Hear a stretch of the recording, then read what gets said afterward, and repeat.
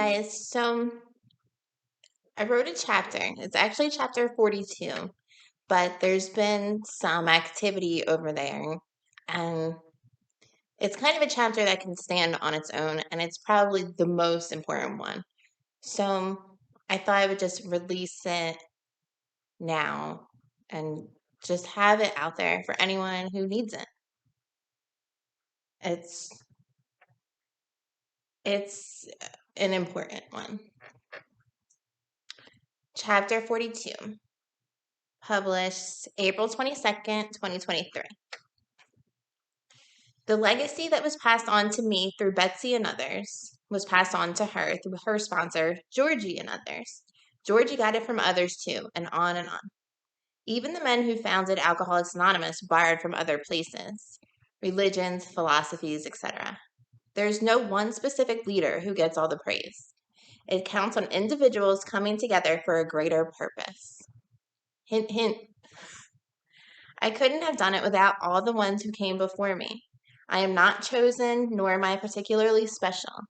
I have just had enough pain. Most of what I say here is not original to me. It's thanks to AA as a whole.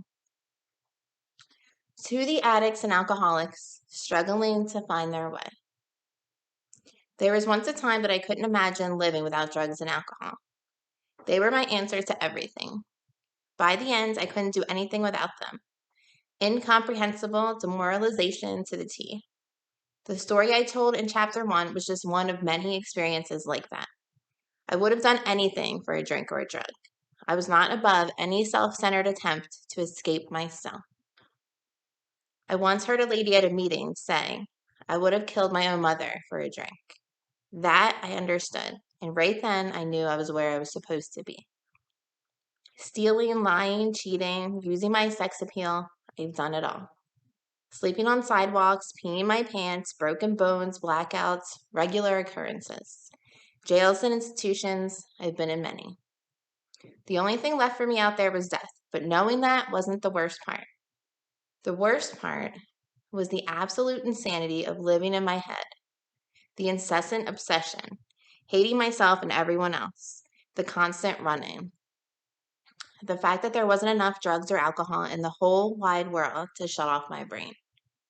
All the seemingly insurmountable pain I had caused and endured.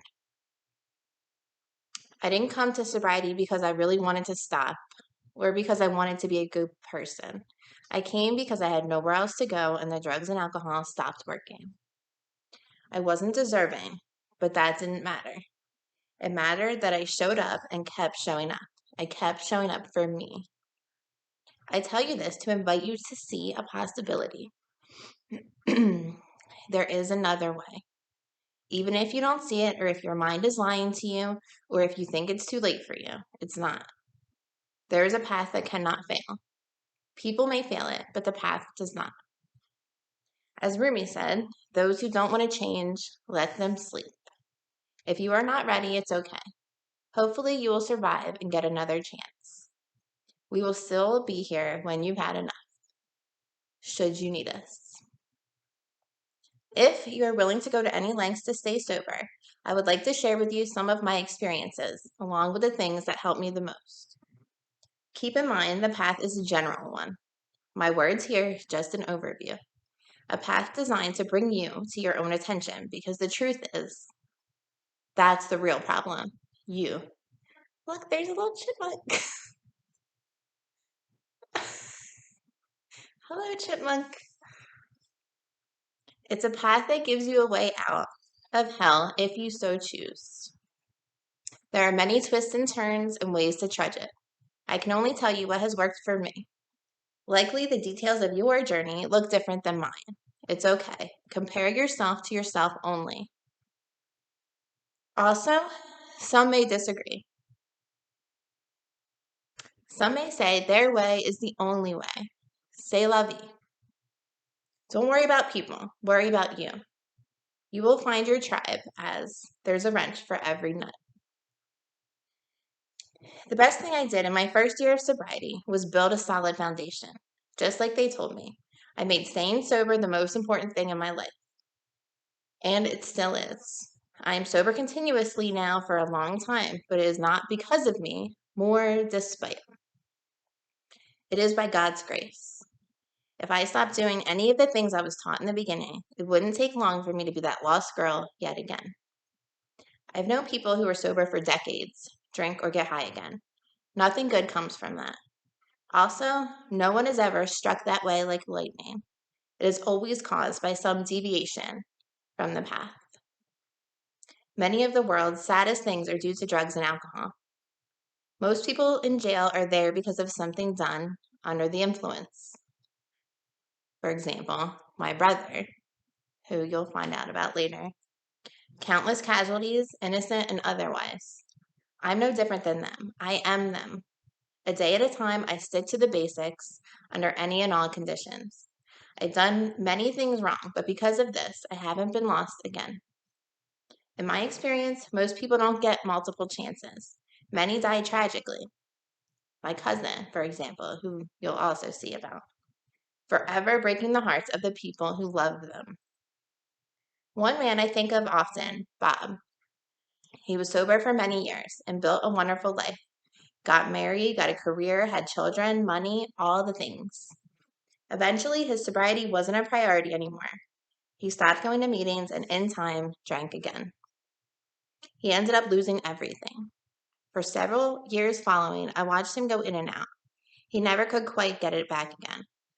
One day he disappeared, and for 8 months, nobody knew his whereabouts. Until a couple of kids playing in the woods came across a pile of human bones. It was Bob.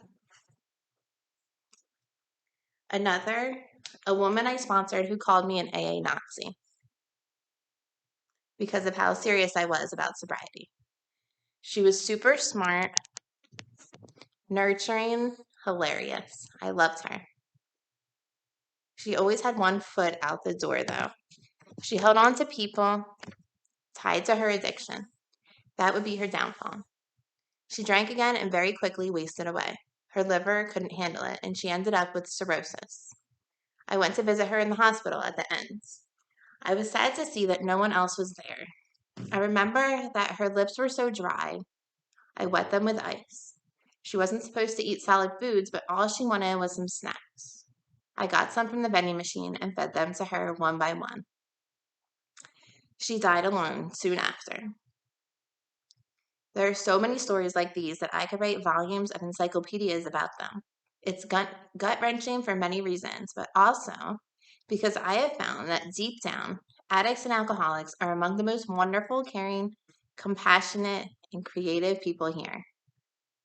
I stay sober one day at a time by doing the same things Betsy taught me in the very beginning. Don't pick up a drink or a drug, no matter what happens. Make regular attendance at meetings. Stay away from people, places, and things. Ask God to keep you sober every morning and thank Him every night. Try to help somebody else. By doing these things, anything else I need comes, usually through other people, exactly at the right time. All in all, it's been a process of excavation so that I could get to me. It is continuous. I must always be moving away from a drink and a drug. The day I die will be the day I graduate. There are a million little sayings that also helped and still do. Don't give up before the miracle happens. You could be 5 minutes from success. The miracle could be right around the corner. One day at a time. 1 minute at a time if you must. Live and let live. Easy does it. First things first. But for the grace of God, go I. You never have to feel this way again. You're going to be okay. If you forget the past, you're doomed to repeat it. Some basic guidelines. It seems a lot of these simple suggestions are getting lost. No relationships for the first year. Get a plant. If you can keep it alive for a year, you can try a relationship with a person. If you are married, see the next point. No major decisions for the first year. If you have an urge, eat sweets. It helps. Be leery of foods cooked in alcohol and alcohol-related beverages products. This is controversial. There's a wave of people promoting non-alcoholic beers and cocktails. For me, why chance lighting the fuse? Be careful of drugs, prescription and otherwise. Another new wave. Sober means being unaffected by mind-altering substances. Stay out of bars and away from people, places, and things, because if you hang around the barbershop long enough, you're bound to get your hair cut. Or if you hang around with monkeys, you're bound to eat bananas. If you lie to an alcoholic or an addict, you could kill them. Yes, it's that serious. No enabling, no people pleasing when it comes to helping others. It's a responsibility of grave importance. There is so much more, but hopefully this is a sufficient prologue. As I've stayed sober, I've managed to build on this footing. At times, I've needed to branch out, therapy, for example, but it was always in addition to, never at the expense of, my foundation. As a result, and despite encountering life on life's terms, I live a good life today. My friend, Scottish Jack, always yells at me for not including enough good things in my story. He may be right, but to me, the best things really are that I haven't seen a cockroach, thrown up on myself, been arrested, woken up somewhere I didn't belong with someone I didn't know, peed my pants, etc. Anything more is a gift, and I'm so grateful for all of it that sometimes it makes me cry. There are millions of us out there just winning anonymously. It's a beautiful, comforting thought. The most amazing part, seeing the light come back in the eyes of another. My favorite pieces of advice. This above all, to thine own self be true. Shakespeare.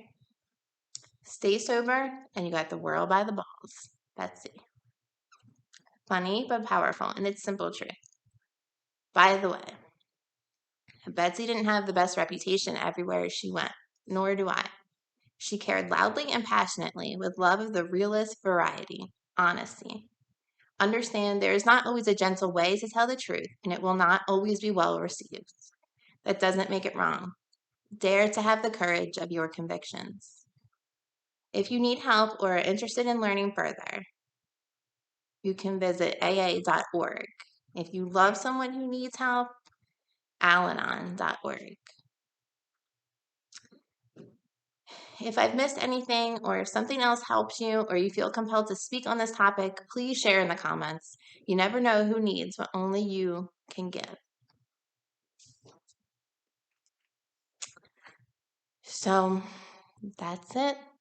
If you need help, it's out there. You just have to ask. Thank you for listening.